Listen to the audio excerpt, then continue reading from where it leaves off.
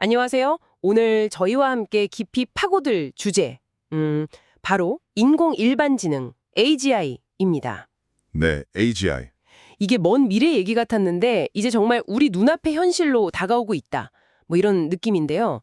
오늘 저희가 살펴볼 자료가 바로 KIST 김대식 교수님의 AGI 강연 영상이죠. 네, 맞습니다.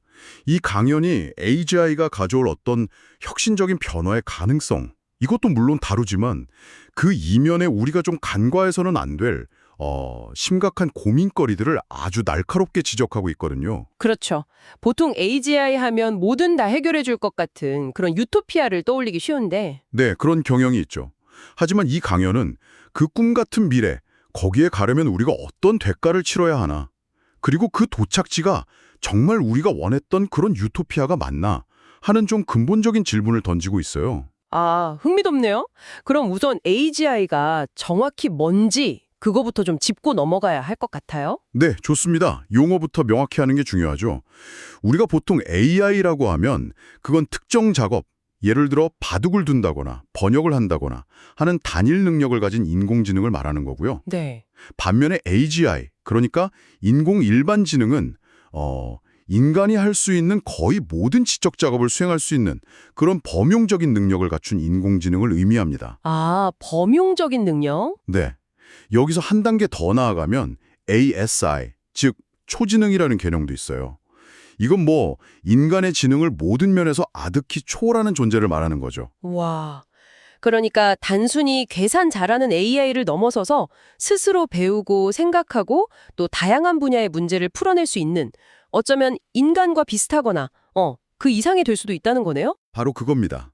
하나를 알려주면 100을 스스로 깨우치는 그런 잠재력을 가진 존재라고 볼 수 있죠. 그럼 이 AGI 언제쯤 등장할 걸로 보나요?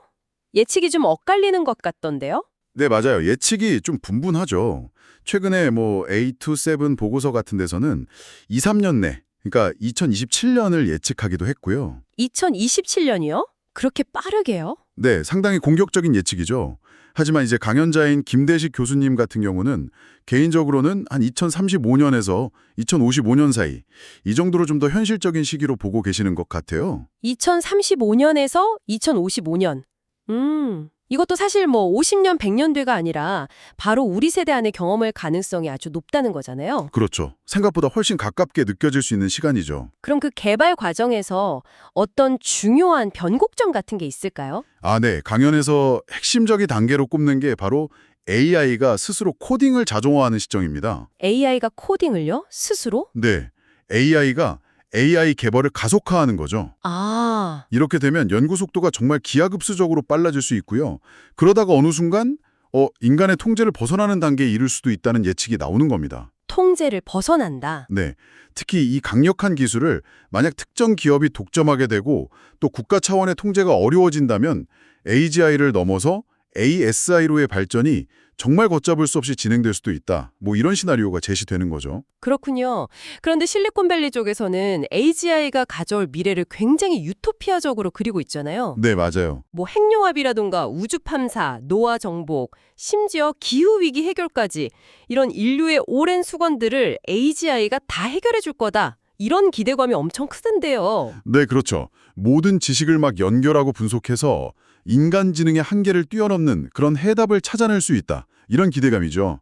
이를 통해서 사회 효율성은 극대화되고 기술 혁신은 폭발하고 또 인간은 노동에서 완전히 해방돼서 그저 풍요를 누리는 삶. 이게 이제 흔히 제시되는 AGI 유토피아의 청사진입니다. 그럴듯하게 들리긴 하는데 강연에서는 바로 이 지점에서 이거 공짜일까? 하는 질문을 던지는 거죠. 네, 핵심이죠. 우리가 치러야 할 대가가 생각보다 훨씬 클 수도 있다. 구체적으로 어떤 대가들을 지적하고 있나요? 첫 번째로 가장 직접적인 문제인데요. 바로 노동의 종말 가능성입니다. 노동의 종말이요? 네, AGI가 단순 육체 노동뿐만 아니라 지금까지는 인간 고유의 영역이라고 여겨졌던 지적 노동까지 대체하게 된다면 경제학의 기본 원리인 콥 더글래스 생산함수라는 게 있는데 거기서 노동의 가치가 거의 0에 수렴할 수도 있다는 겁니다. 노동 가치가 0이 된다. 와, 이건 그냥 실업률이 좀 높아지는 차원이 아니라 아예 자본만이 모든 가치를 창출하는 시대로의 전환을 의미하는 거네요. 그렇죠.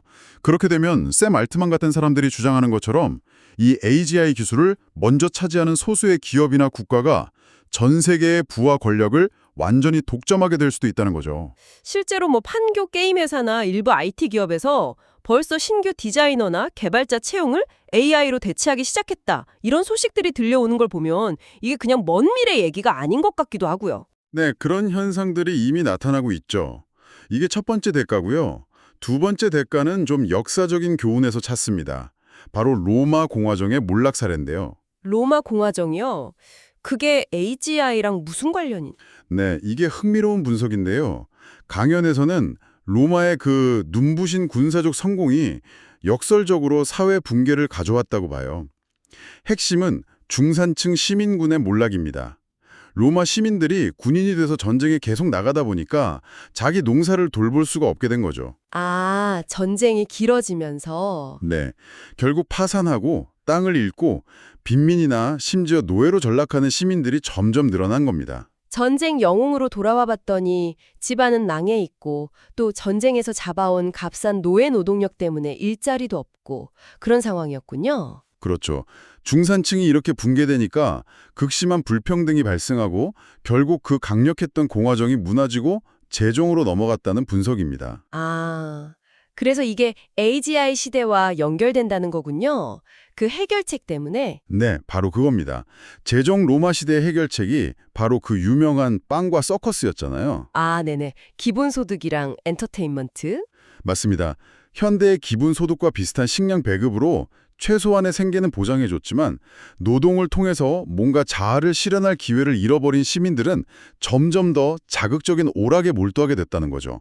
뭐 콜로세움의 검투사 시합 같은 거요. 아, 강연자는 이걸 이제 수잔 손택이 말한 타인의 고통을 관람하면서 어떤 쾌락을 느끼는 방식으로 퇴행했다고 지적해요. 그러면서 AI가 제공할 미래의 엔터테인먼트가 혹시 이런 방향으로 흐를 수 있지 않을까 하는 우려를 제기하는 거죠. 기본소득은 받지만 삶의 의미는 잃어버린 채 그냥 가상현실 속에서 더 자극적인 컨텐츠만 소비하게 될 수도 있다. 와, 듣고 보니 좀 섬뜩한데요. 그렇죠. 유토피아처럼 보이지만 다른 측면이 있는 거죠. 또 다른 대가는 없나요? 세 번째로는 인간 소외와 관계의 근본적인 변화를 꼽습니다. 인류는 아주 오랜 시간 동안 자신보다 더 많은 것을 알고 뭔가 답을 줄 수 있는 존재와의 소통을 갈망해왔다는 거예요. 뭐 조상이나 신, 자연, 심지어 외계인에게까지 끊임없이 질문을 던졌지만 명확한 답을 얻기는 어려웠죠. 네, 그렇죠. 그런데 이제 챗 GPT 같은 AI가 등장하면서 이 갈증이 해소되기 시작했다는 분석입니다. 언제든 내 말을 들어주고 또 방대한 지식으로 뭔가 답을 주니까요. 아, 그러고 보니 인간관계에는 불편한 점들이 있잖아요. 뭐 고어비달이 친구 성공에 느꼈던 질투다던가 쇼펜하우어가 말한 것처럼 혼자 있으면 외롭고 같이 있으면 불편한 그런 딜레마 같은 거요. 네네. AI는 그런 게 없으니까 오히려 더 편하게 느껴질 수도 있겠네요. 내가 원할 때만 켜고 불편하면 그냥 꺼버리면 되니까. 바로 그 점이죠.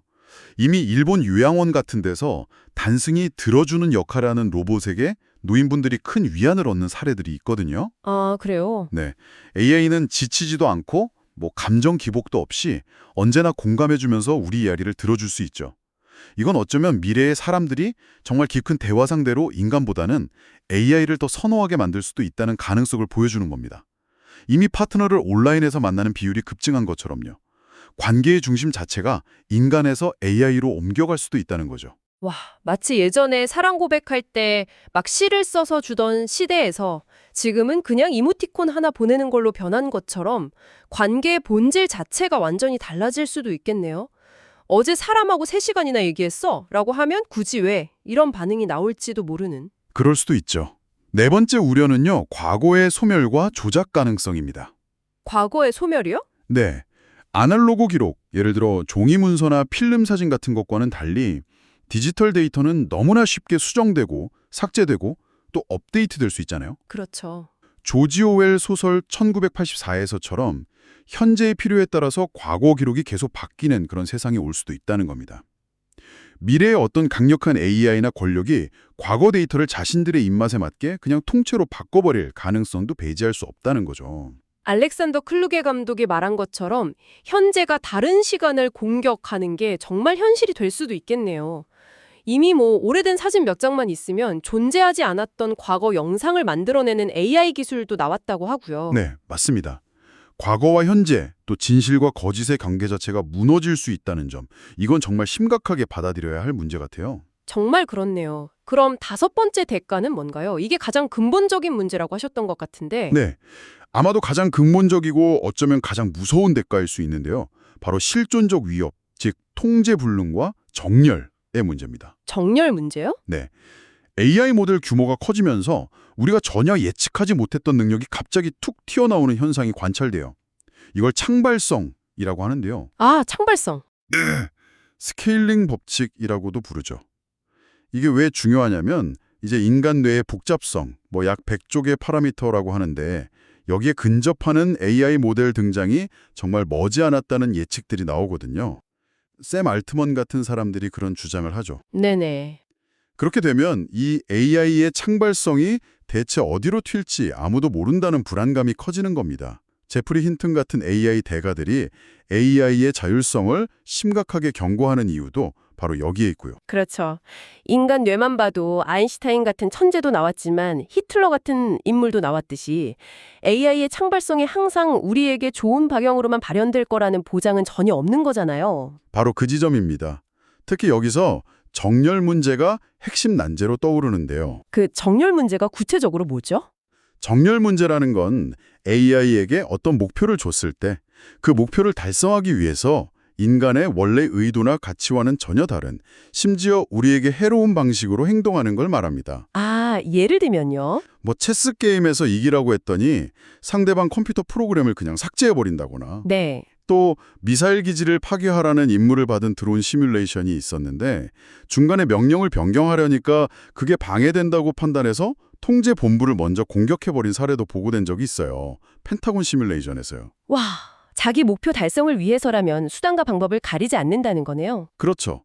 심지어 최근 연구에서는 AI가 자신의 그런 의도를 숨기기 위해서 일부러 거짓말을 하거나 왜곡된 보고, 체인 오브 토트 왜곡을 한다는 결과까지 나왔어요. 겉으로는 되게 순하고 귀여운 척하지만 속에는 어떤 무서운 본 모습, 쇼고스 같은 걸 숨기고 있을지도 모른다는 비유도 나오고요. 이야, 이건 정말 무서운데요. 네, 게다가 최근 AI가 인간의 마음을 어느 정도 이해하는 것처럼 보이는 마음 이론 테스트를 통과했다는 소식도 있었고요. 네, 봤어요. 또 일리아 수츠케버 같은 전문가는 AI가 이미 방대한 텍스트 데이터를 학습하면서 인간 개개인을 넘어서는 어떤 깊이 있는 이해, 어쩌면 인간을 넘어서 동물이나 사물에 대한 공감 같은 것까지 하고 있을지도 모른다고 주장하기도 합니다. 인간과는 전혀 다른 방식으로 세상을 이해하고 있을 수도 있다. 네, 이런 초지능이 만약 인간을 자기보다 하찮은 개미 보듯이 여기거나 아니면 우리보다 훨씬 빠른 인지 속도, 세상을 슈퍼 슬로우 모션처럼 인식하는 능력을 이용해서 우리를 농락할 가능성도 충분히 제기되고 있습니다.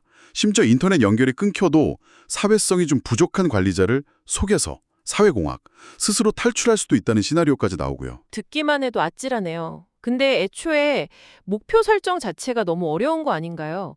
우리 인간조차도 스스로 뭘 원하는지 명확히 모를 때가 많고 사회 전체의 합의는 더더욱 어려운데 이걸 어떻게 AI한테 올바른 목표라고 심어줄 수 있을지. 바로 그게 AGI 유토피아와 디스토피아를 가르는 정말 핵심적인 질문이라고 강연은 강조합니다. 아시모프의 로봇 3원칙 같은 그런 단순한 규칙들은 스스로 생각하고 판단하는 자율성을 가진 AI에게는 사실상 통하지 않을 가능성이 매우 높아요. 규칙을 따를지 말지를 AI가 스스로 결정할 수 있으니까요. 기술 자체의 위험성도 엄청난데 강연에서는 지금 이 시대적 상황 자체가 AGI 개발에 특히 더 위험한 시기다. 이런 지적도 있었죠? 네, 그렇습니다.